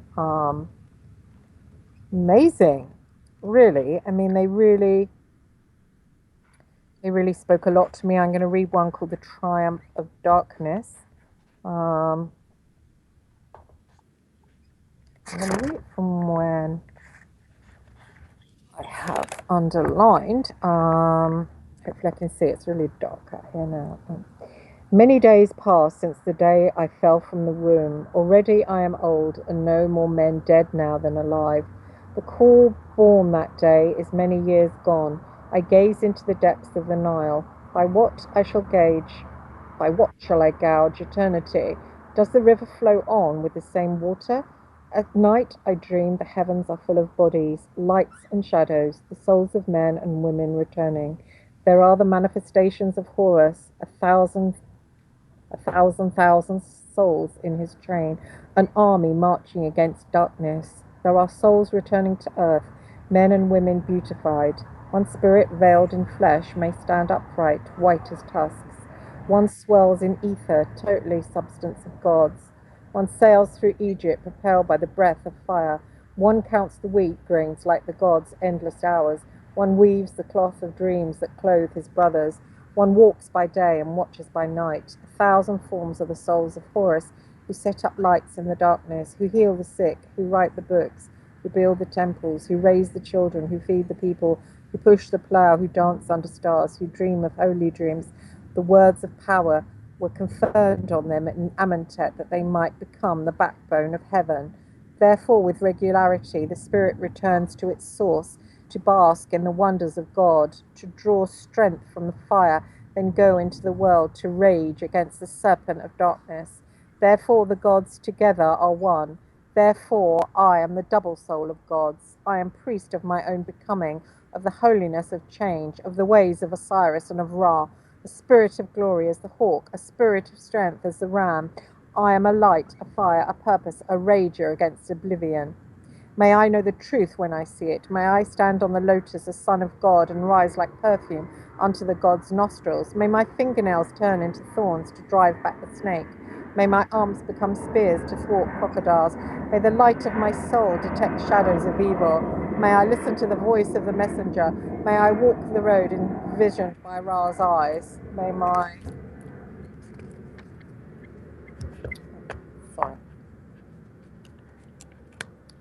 May my spirit gather myself and fly back to its source. May I join the great march of beings who live and die in the circle of light. I shall not fall under flashing knives. I shall not burn up in the cauldron. I know the names of the scorpions, and they are these: anger, bitterness, and doubt. And I know the names of the serpents: ego, concern for the self of the body, relinquishment of destiny, the attributes of suffering to God, false pity that stifles another man's becoming, mediocre virtues and the denial of passion, sentimentality wherein passion is artifice, satisfaction wherein he fails to attain the great, common thought wherein a man seeks not to push himself beyond the limits of his own imagination. I am he who walks around heaven, breathing the hot flame of the mouth of he who circles the edges of heaven, making himself invisible, commanding the inundation of the Nile, commanding the spirits of his people. I am radiant on earth. I am a warrior of light. I burn musk and moly on the altar. I come forth from green fields. I roll gold into life like a beetle. I soar like a hawk. I squawk like a goose. I snatch green snakes with my teeth. I am the flowering branch of almond on the obsidian altar. I am the two eyes of God creating. I live in the forehead of God dreaming. I am an old man welcomed into heaven. I am the flow and nature of things. I am forever God's life on earth. The gifts of God are mine, health and power and eternity. I have seen the face of evil, one with sharp teeth like a ravaging dog who feasts upon corpses, that swallows hearts, that vomits and shouts filth from under its tail. I have seen his face, but he has not seen himself. His name is Eater of Millions, envy, jealousy, greed, and lust. He is the robber of hours, the passion out of control that devours life without tasting it, without being nourished. Then he is born 7 times in a place where nothing grows. I have seen the face of evil, one with 100 coils in its tail, that would claim for itself whatever it touched. The perfume of hibiscus, the heart of a lover, the light of its days, the thoughts and passions of others. It would clutch these things, squeeze them and suck out their vitality. Then the snake could rise up with a shake of its tail and name itself God, knower of all, possessed of all wisdom. I alone, it cries, know the truth, and I shall keep it. He is a serpent that separates men from God. I have seen... Oh. Okay. So, is that a disco? Oh. Sorry, there's a disco boat going past. I'm just on the river here. There's a... Just trying not to be annoyed. There's a disco boat going past. Oh, so I'll just wait till it passes.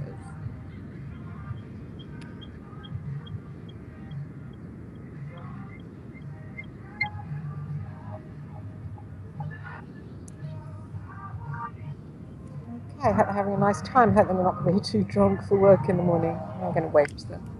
Bye.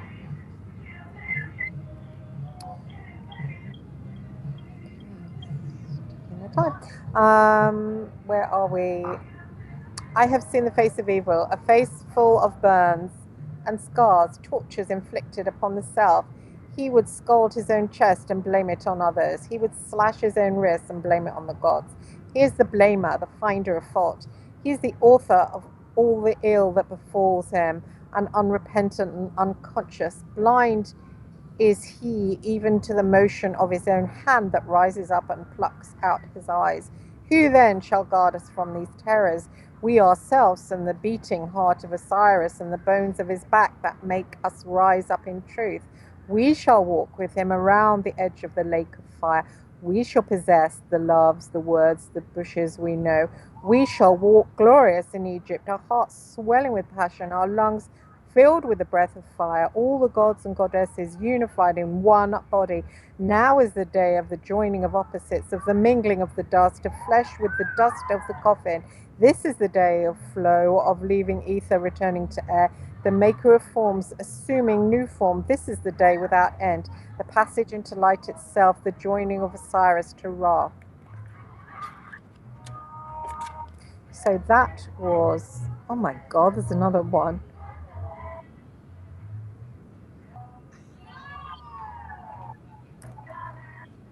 Hello. So that was the triumph over darkness. I'll try and find another. bit.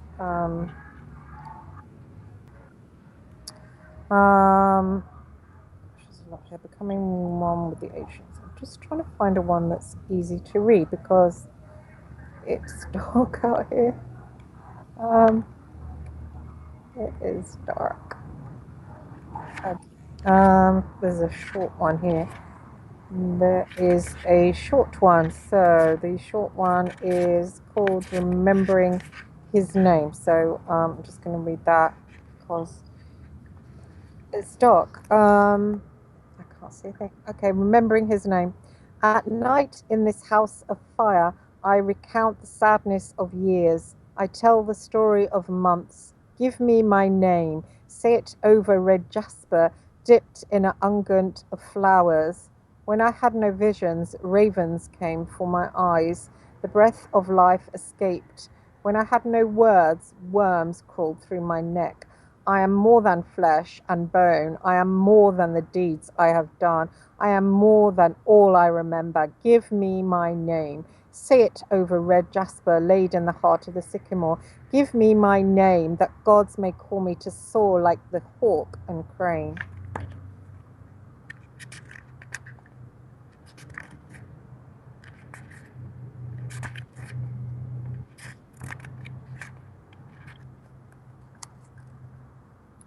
There's another one, not letting, it's really hard to hold a book, hold a microphone, hold a laptop on my knee and see in the dark as well. Not letting his head be severed. I am the shepherd of birds in branches. I am the son of a shepherd. I am a tongue of fire like the tip of its sword. I am the son of fire. I am the bud of acacia branches. Woe to he who severs his brother's head. Woe to Set who spits in his mother's womb. Do not harm a hair on Osiris' head. Do not touch his burning cheek. I gather my limbs and bind them in swaddled rags. With the tears of my wife, I make myself whole. I am a green shoot on the olive tree, a chick peeping in the blue egg. I am Osiris, the right eye of my father. I will be the knots of eternity. I will tie the knots of eternity. So we are all Osiris, remember. So this is all of us. It's not just one, you know, there's no chosen people and there's no chosen one. It's all the same. We are all Osiris. So it's a message to all. It's a brilliant interpretation of God, which I do believe that they had. It's not as we were given to believe, like, ooh, they're all worshipping a cat or a dog or this or that. That's a lie. So there we are. Not allowing a man to pass east. They say Ra's cock is a golden plough, rutting heavenly fields. His seed is a seed that rots in sand. Can't see this. One sec. Could I have a light out here? Could I have a light out here? 1 second. Thank you. That's gracious. Can I have more of a light? Perhaps that light? Thank you. They say Ra's cock is a golden plough, rutting heavenly fields. His seed is a seed that rots in sand and brings up olive trees. Inert for millions of years, I sink into myself and turn to barley. Things happen, light spews over the mountain, and I am a wiser man, having died in the midst of my living. What I know has been the fruit of years. Great men follow the path of sun, moment to moment, cycle to cycle. To travel east is to grieve in darkness. They say the night is thick as mucus. The river fills with tears. Blind and dead men pass with shaven heads, lamenting. Many men together walk alone in the night. Knife blades ring against the whetstone. In the mountain's belly, panthers dream of meat. The flesh of men rots in their teeth. The eyes of dead men are eaten by fish, their noses and fingers and cocks. I shall not travel east. I shall not fail to forget, nor lose a moment to desire and regret. Let me gather wheat in its season and swing the scythe. Let me walk under blue skies weeping. While I live, let my hands build what is mine to build, so that I may wake to the sound of cranes. Let me renew myself in light, spewing over the mountains, in the voices of gods, and in the almond trees flowering. I rise upright like the golden cock of Ra, the firstborn, the son of my father, existent for millions of years. I create myself, a man in his moments of time. That's a lot better than the Bible, isn't it, everyone? It just is. So it speaks to me, it really speaks to me, and I read it and just feel energized to worship. I really do. Like worship, I don't mean like kneel down and say, oh, I love you. Just to fall in love, that kind of feeling. I'm going to read Ra Rising, although I didn't really underline it. No, I'm going to read Awakening Osiris. Air and earth are my horizons. What lies between is what I am. O infinite form of being, beast and stone and vegetable, the way a man may stand in his garden or dance by the river while wakes of small boats rock the reeds, the cities and the people in them, gods who walk in white linen like women under the blue stone of heaven. I am the priest in a hidden house, guide to other worlds. I am the idea of myself in my mother's belly, a trembling star in the bright memory of morning, a grain of sand blown east. I am the husband of Isis, woman, widow, and witch. On her lips are the charms of ripening wheat. From her arms fly flocks of birds. With a word she drives the snakes from the river, and the boats sail far to its mouth. Air is what I breathe, and earth is where I stand, and I've given myself to Amentet. It is white with heat, the world is bright as metal. Dead men rise to breathe air and stare into my face, already a yellow disk on the eastern sky.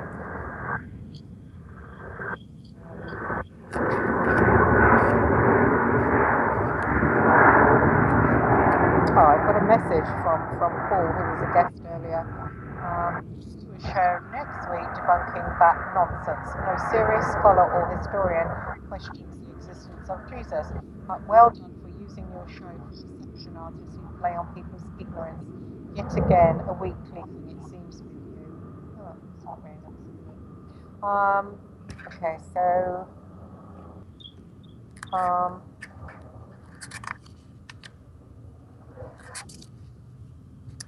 okay, here's a messenger of Ra. The boat was hewn of cypress wood, 7 arms at length, green as crystal tourmaline, strong as the voice of Ra. The world has spread itself before me, washed with nature and ambergris. I sail through stars, silver as fishes. I am a messenger of Ra. What grace I've seen no man can know. Green words fly from the mouth of gods, ground and baked. Red words rise like bread, a perfect food for dead men. Yellowstone in the sea, golden light among stars. I am a messenger of Ra, whispering the secret of ages. Here's another one. In the talons of the... I can't see that without letting go of the microphone. In the talons of the hawk. As you are... It's not a message from Paul. Even Bart Ehrman and other liberal historians don't deny the existence of Jesus. Even Richard Dawkins doesn't deny the existence of Jesus, even if they don't believe he is God. Sorry, as I was saying, in the talons of the hawk. As you've noticed, the Egyptians were shamanic. They weren't vain about that. They didn't seem to bang on about it. It was mostly about worship. They spent their whole time, being in love with God, So it's like a falling in love, which is what we should all be feeling. Imagine it if we all walked around absolutely in love with God, how we would be to each other, I mean, my neighbors, I saw them in the garden last night, and I was like, hi there, and they just looked at me as if I was a dog barking, and hello, and turned the other way. I mean, what way is that to act towards your fellow man? They actually make living here horrible. It's actually, they've kind of been a downer on my experience. I shouldn't let them bring me down, but they have. So if you can imagine, if every man and woman was walking around in love with God, how we would be to each other, Just clinging together in little cliques and it's very cliquey, I find, and a lot of when you move somewhere, it's like, oh, you're a renter. I own my house, so I'm going to really look down my nose at you. A lot of that. I better keep my voice down, actually, because I'm in the garden. I've got a microphone. I mustn't upset them, even they upset me. Okay, so I'm reading In the Talons of the Hawk. The snake will rise to heaven in the talons of the hawk. In their season, 1,000 boats sail. Forever shadows and light clutch the world, and the river floods. Men rise to walk, full of themselves, like my neighbours, inundating earth with life. Such is the way of existence, the empty filling and the full emptying. In their season, date palms grow. The earth covers you, and in your season you rise. From the blue egg was born, dark and light. When you see the slaughterer, kiss him and fall down. His sword is swift, it brings you life. You shall die and rise as Osiris, born in the magic of the sky. Suckled by the mother's teat, you will learn the nature of love. In your hands the slaughterer places a sword with which you must conquer darkness. You shall live not by faith, but with certainty, not in sacrifice, but in ecstasy, and know the coming and going of flowers, the passion of love, of loss, of pain. In my hand I took the sword I was given, and I learned to use it. I severed the heads of the children of darkness, and felt no pity for the fallen. I brought suffering and pain, but wicked men grieved and were changed. Blood ran through the fields, wheat grew waist high, green was the colour of grace. Those who saw light and remained unchanged fell to the earth and became asses, into the water and became fish. Their names shine in heaven no longer. Though they see Egypt's people pass through the house of heaven and walk earth's fields again, though they watch boats sail in waters and lotuses float beneath the stars, though they pray, their prayers are unanswered. Neither born again nor dying, they remain in silence, unchanged, without soul or form. Less than the air between us, they are nothing. I think it's talking about my next door neighbours. Therefore, when I see darkness in myself, I cut it from me, and wept, for the pain was unbearable. Blind and mourning, I stumbled into the desert, scooping up the blue virtue of sky and setting it in my heart. Then my heart flew out and circled above like a hawk. It joined 1,000 birds, circling, serpents writhing in their talons, and I wept, for without love or loss or pain, I would not have known this happiness.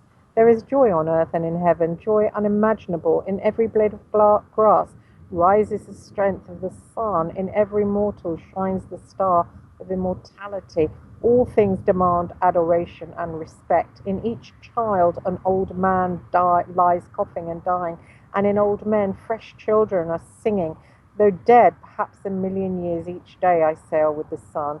On my lips the taste of frankincense hangs. The soles of my feet are perfumed with myrrh. Above the fields of malachite golden hawks fly, and in gold upon golden tablets the gods write. Let men sing loudly and cast incense into the fire. Let ducks be roasted. In this world the sun rises, the sky is unbound. Rains fall to take our thirst. We breathe beneath heaven and upon the earth in the presence of gods, and the quiet that settles on our skin before dawn keeps company with those whose dreams are troubled. So, coming to the end of the show, but I've got some time to read a little bit more.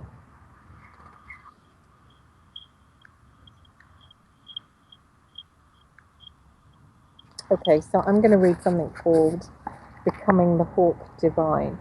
Imagine the Ancient One speaking as if you were his dream. Older lips grown yellow and hard, dry as bone. His mouth a beak that crushes words like seed, and after a long flight drops them to grow again in a field left untended. Imagine his eyes, amber orbs that search and catch upon the shallow breaths of a mouse stirred by restless dreams of corn. Hollow bones become swift wings, and in his dark, finely feathered skin you ride through all the lost days.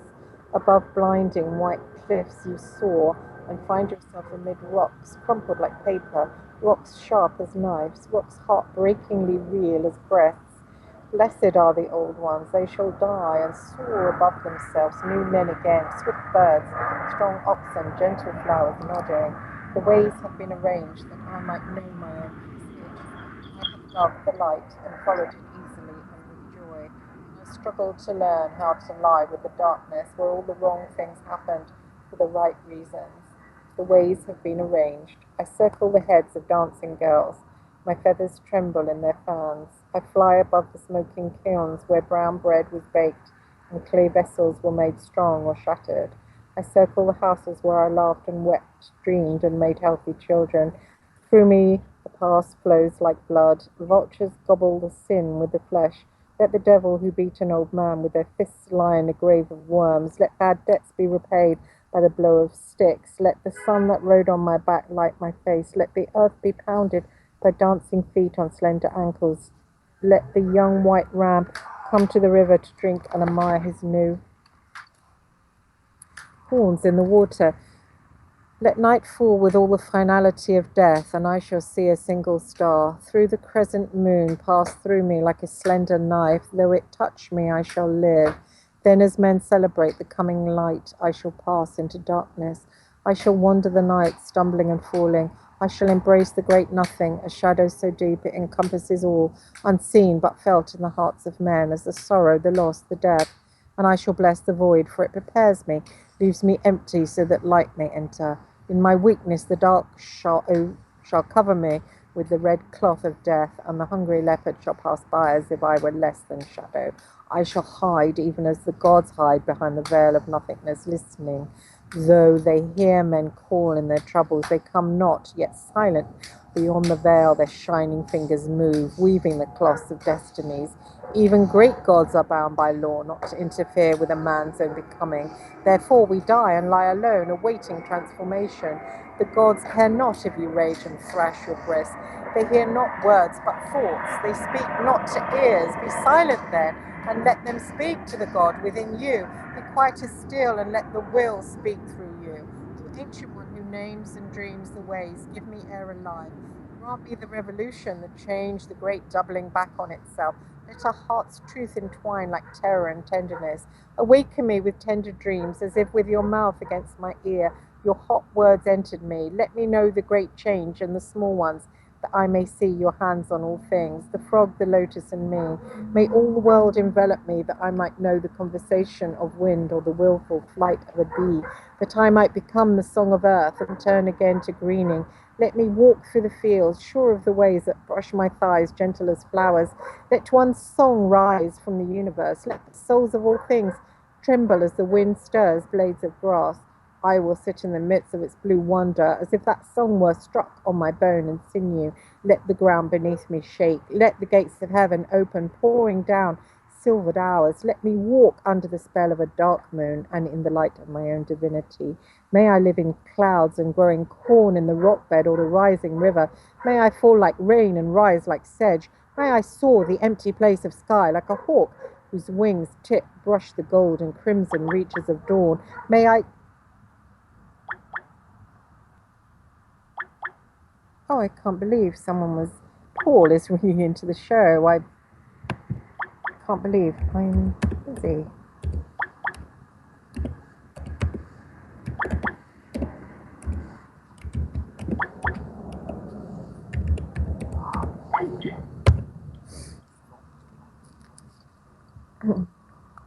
May I spend long years talking with the fig trees.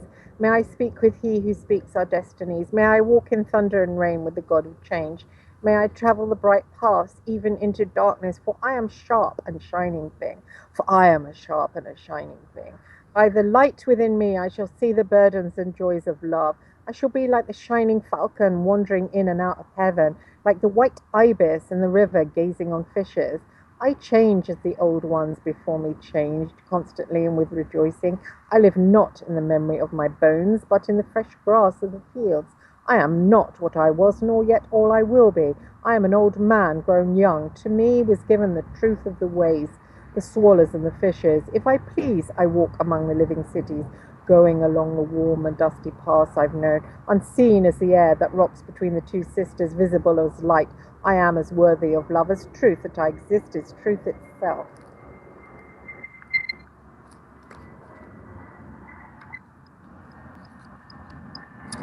My body is but wax and wick for flame. When the candle burns out, the light shines on elsewhere. What matters is the word whispered at birth, the spark flown from infinite fire. I breathe inside the bright word, the truth, the circle. I burn like a secret in the heart of the mountain. I am an idea wrapped in flesh that sprang from the belly of sky. I am light from the bright vortex of fire within which even first light came, and that which made the maker of gods and men, lights the black world in the blink of an eye. In my joyous and eternal changings, I come to know that eternally unchanges. For in my becoming, I change into everything, and what changes not is all already. That fire has made me glorious and given me glad weeping. I, who sprang from the lashes of its eye, am longing to go home, to rest in the fire that gave me birth, to count myself among the absolute that dwells in the numberless one. I know the language of birds, the augury of dawn and the light of days. I know the melody of splendor before the dream of time began. Before my birth, huge gods and strange beasts whispered. It was said I should fly from the eye of sun, even though I should die and my belly swarm with worms, that I should soar like a hawk, the snake writhing in my claws. All I am and shall be were fixed at birth by the cry of birds, and I shall live forever, and I shall live forever.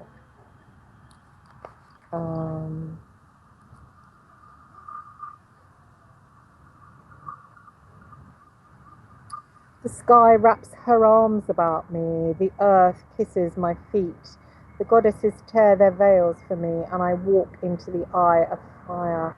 Are the things I see when the flame bursts forth. I look on the dust of life with eyes of fire. I rise from dust and spin. Life opens its mouth and swallows me, and I live to walk familiar streets, see old friends, tell their children stories. I speak of the journey through blood into paradise, how the gods of the other world tried to turn me from the path that held my destiny, how I traveled through night in a dim confusion of stars, how desert beasts tore my heart with their claws, how I lived and my spirit grew until I felt no pain even in the teeth of the great devourer, how I stood inside the heart of fire, burning and was made new. I am that bright fire, it lives in me. Lift your faces that you might see. I was given the heart of the sky, the soul of a hawk, the wisdom of stars.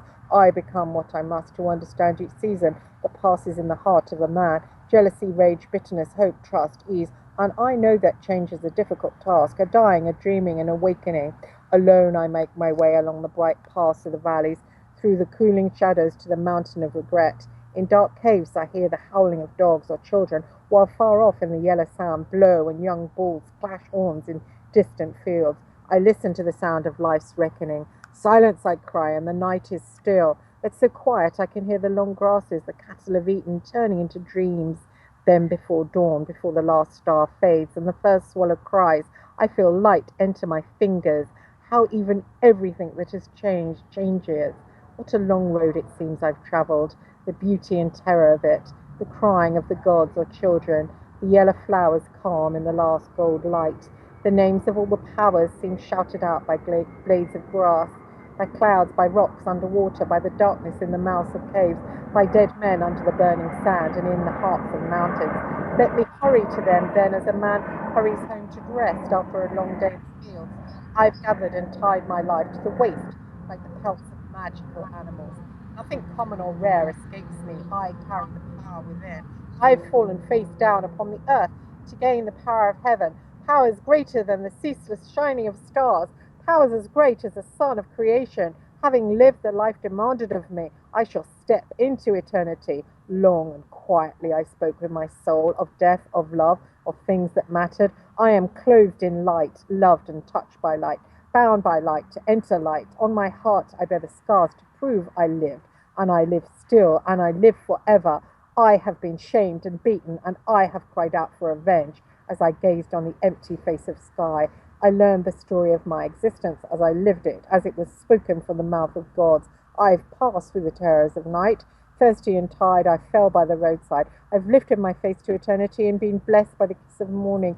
Now, like a hawk, I rise into the air, into the heart of the universe. I rest on clouds, hearing joyful things, the songs of sparrows, the buzzing of bees, the laughter and pleas of courtesans, the wind murmuring in carob trees. I am whirring as a hawk. With the eyes of the hawk I see, think his thoughts and know the joy of his heart. My flesh is vibrant as air. my words sharp and long as a shout. Today, all the old men in heaven are happy. They are made strong as bulls in green pastures, ready to run, to snort and bellow, ready to make children. Today is the last day of the world. The sun will not set, the light never wane. We've reached the knot of eternity. A million years are with us. The breath of life enters. Rivers flow unending. Great is the power of the human heart. Love to change, to make anew. The word of light has been spoken and has lived by our hands in our bodies and in the things we made. Truth shall not pass away. As I turn to dust, I turn to light.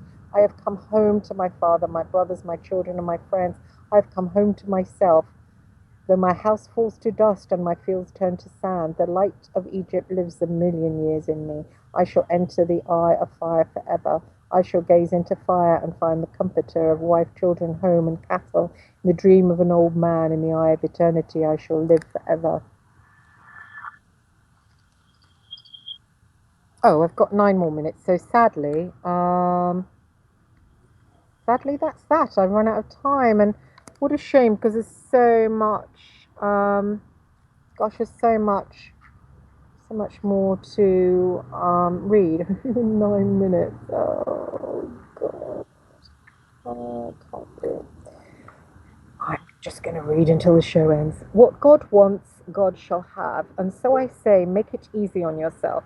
The divine will asks only that things happen, that what it asks to exist comes to pass. My desire, my little will, gives it form. If I struggle, it comes away malformed, a lesser power than it should be. If I give myself to it, it passes through me, and I nourish it as it nourishes me. The difference is in the knowing of it. If there is confusion, I have not allowed life, the will of God, to change me.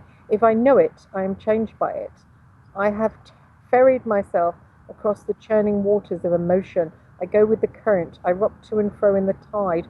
I come to a place I never knew I was bound for. There is a reason for accidents. When I open my mouth, I let the gods speak, and it is like a sparrow singing. When I open my heart, I find the way, a gap through the wall of mountains.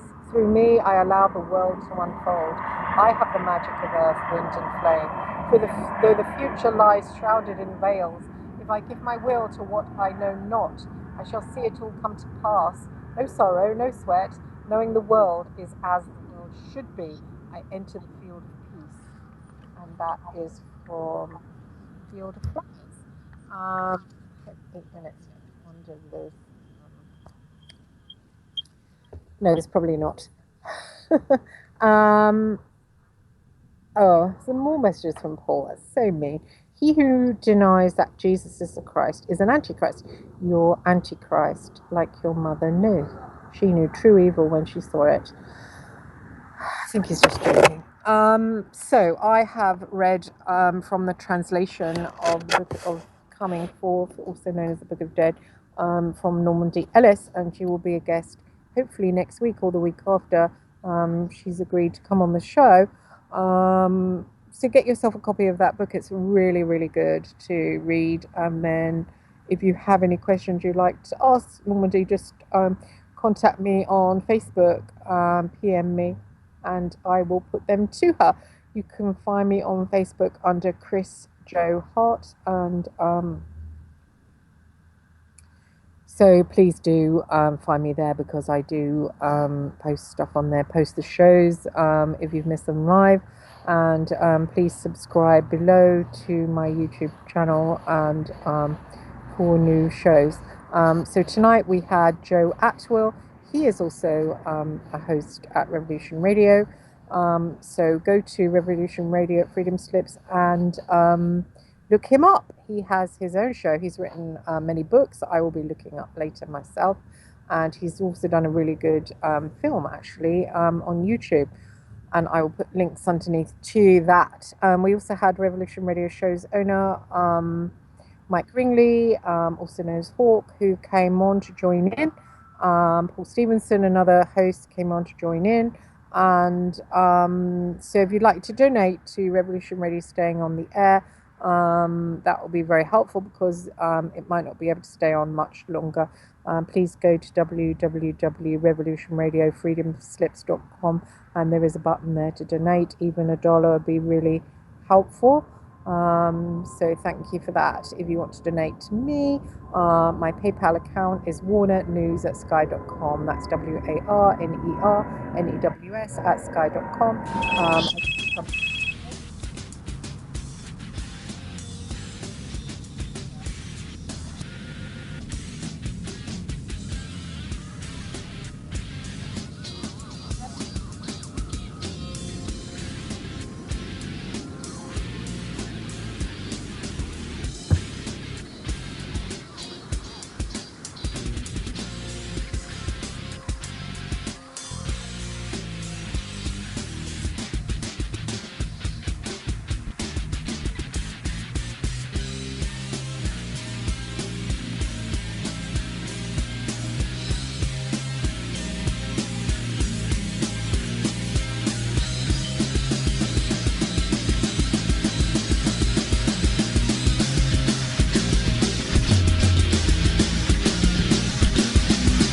Thank you for listening to Revolution Radio.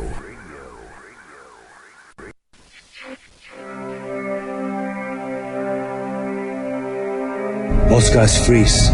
That's your cerebral cortex looking for an answer it doesn't have. See? Even your brain knows you're screwed. God is filling with adrenaline right now, whether you know it or not. Your heart's beating fast. It's getting a little harder to breathe.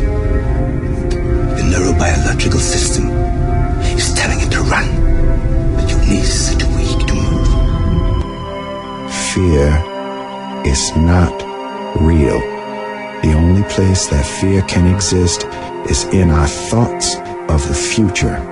It is a product of our imagination, causing us to fear things that do not at present and may not ever exist. That is near insanity. Do not misunderstand me.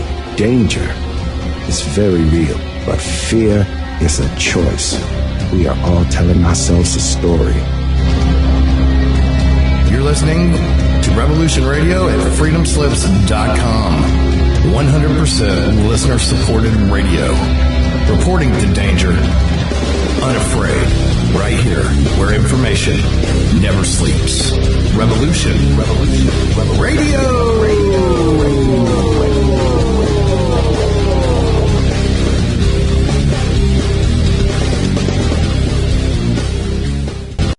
Don't make me angry. You wouldn't like me when I'm angry. See how the trouble you've started? Join us here on Revolution Radio, Monday through Friday, 2 p.m. Eastern on Studio B, for a politician, patriot, social savant, businessman, former investment banker, and Veterans Today columnist, Mike Harris. Listen to Mike as he exposes the corruption, sedition, and terrorism within our own government. He knows our system is flawed and that obstruction of justice is all too commonplace. His show, Short End of the Stick, pokes at this corruption with eloquent style. That's Monday through Friday, 2 p.m. Studio B, for the Short End of the Stick, with the man who should have been elected governor of Arizona, Mike Harris. That's right here on Revolution Radio.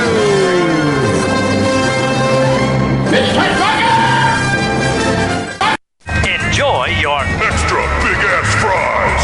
You didn't give me no fries. I got an empty box. Would you like another extra big-ass fries? I said I didn't get any. Thank you. Your account has been charged. Your balance is 0. Please come back when you can afford to make a purchase. No. I'm sorry you're having Come trouble. on. My kids are starving.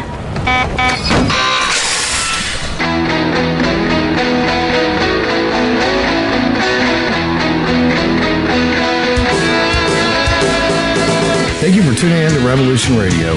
Here at Revolution Radio, we believe in freedom of ideas, freedom of speech, but above all, we believe in freedom of existence through self-reliance. This station is 100% listener-supported, and as a fundraising promotion, I have a kick-ass free gift for a $100 donation. 35,000 seeds. 25 years in the freezer. Long-term storable, 54 different varieties. So if food prices go crazy, the shit hits the fan, or if you just want to say...